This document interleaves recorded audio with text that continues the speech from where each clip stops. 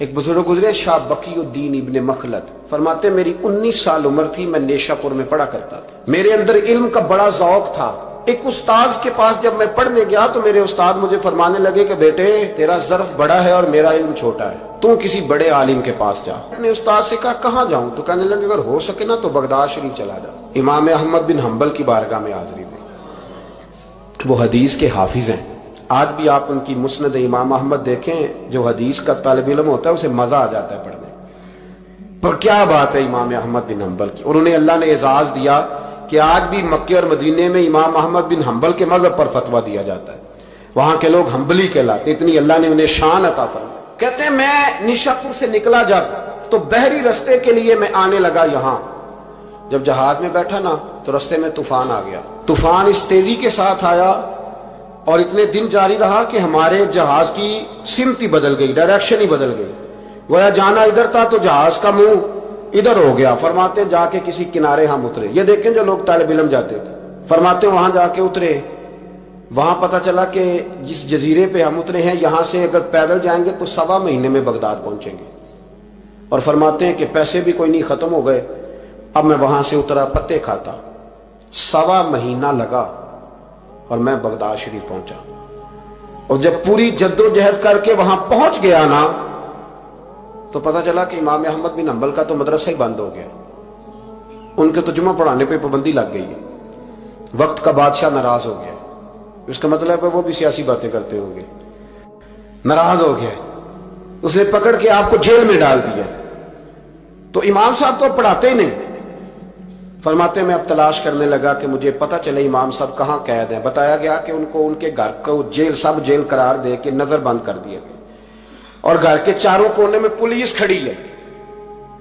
امام احمد بن حنبل رحمۃ اللہ تعالی علیہ کے وہ شاگرد شاہ بقی الدین صاحب فرماتے ہیں کہ میں جب وہاں پہنچ گیا، وہاں پہنچ کر کے میں نے لوگوں سے کہا کہ تم نا قریب نہ جانا، بس مجھے بتا دینا کہ امام صاحب کا گھر کہاں ہے۔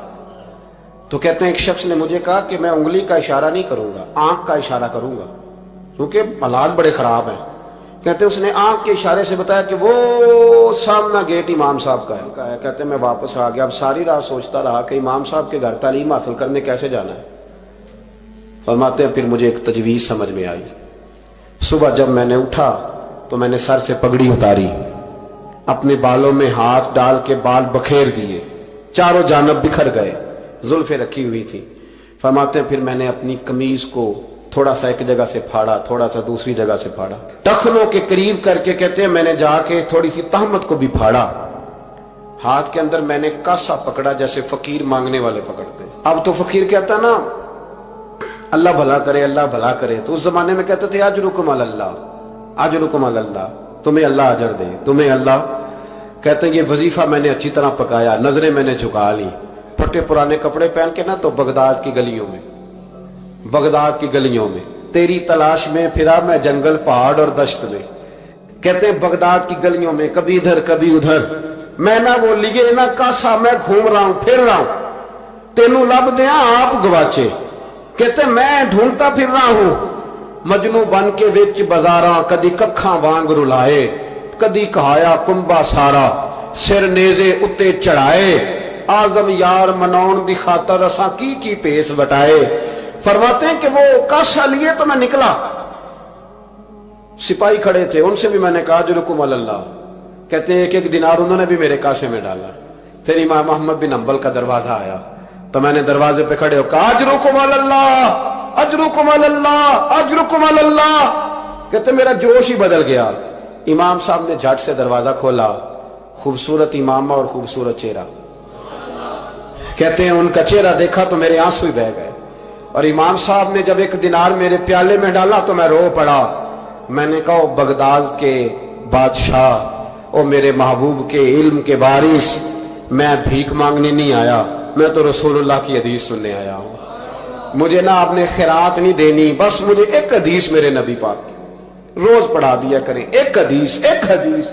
یہاں تو ہر جمعہ پڑھائی جاتی ہے نا، وقت نہیں ہوتا، لوگ دیر سے آتے ہیں، کہا ایک حدیث آپ نے پڑھانی ہے۔ شاہ بقی الدین صاحب کہتے ہیں امام صاحب نے میرا چہرہ دیکھا تو خوشی سے کھل اٹھے، فرمانے لگے تو کیسے آئے گا؟ کہ حضور بھکاری بن کے، میں خیرات مانگنے آؤں گا، یہ بھی تو خیرات ہی ہے نا، مصطفیٰ کریم کے نام کی خیرات مانگنا۔ حضور آپ نے ایک حدیث پڑھانی ہے، سنیں۔ شاہ بقی الدین کہتے ہیں میں پورا سال بھکاری بن کے جاتا رہا، یہ جذبہ، یہ شوق، پورا سال بھیک مانگنے کی غرض۔ یہاں تو ہمیں اپنے علماء میں کمزوریاں نظر آنے لگ جاتا ہے، سب ٹھیک ہے جی، وہ ایک بات نہیں ٹھیک، لہذا چھٹی، میں اب خود بہت بڑا محدث ہوں، مجھے کیا ضرورت۔ یہ کمزوری ہے، اس لیے اخلاقی رویے لوگوں کے مضبوط نہیں رہتے، اس لیے دنیا داری کی ساری باتیں آتی ہے پر دین نہیں آتا، کیونکہ ہمارا وہ شوق نہیں، وہ انداز نہیں۔ ہم کون بھکاری بننے کو تیار ہے؟ جب لوگ کاسا پکڑتے تھے تو پھر رسول اللہ کے دین کی خیرات بھی اس میں آیا کرتی تھی۔ اب کوئی کاسا ہی نہیں پکڑتا تو خیرات کیسے آتی؟ یہ تو لوگ بحث کرنے آتے، گفتگو کرنے آتے، لینے کون آتا؟ حضرت شاہ بقی الدین کہتے ہیں میں پورا سال جاتا رہا۔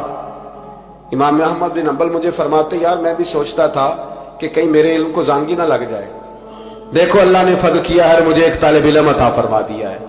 فرماتے ہیں پورا سال میں جب ان کے دروازے پہ جاتا تو ایک دھیلا بھی ڈال دیتے اور مصطفیٰ کی ایک حدیث بھی سنا دیتے، اور فرماتے ہیں دنیا ساری پڑھتی ہے پر ہمارے پڑھنے کا استاد انداز یہ تھا کہ استاد پہلے امامہ باندھتے، جبہ پہنتے، اور اس قید میں نظر بندی کے عالم میں جب وہ نبی پاک کی حدیثیں سناتے تو ان کی آنکھیں آنسوؤں سے بھر جاتی، وہ روتے ہوئے تڑپتے ہوئے حدیث سنا، اور میں بھی اسی درد سے وہ بات وصول کرتا۔ فرماتے ہیں سال گزر گیا، حکمران مر گیا، فوت ہو گیا، نیا بادشاہ آیا، اس نے خود امام احمد بن حنبل کو بڑا مدرسہ بنا کے دیا، اس نے بڑی جامع مسجد میں امام صاحب کے خطبہ جمعہ کا بندوبست کیا۔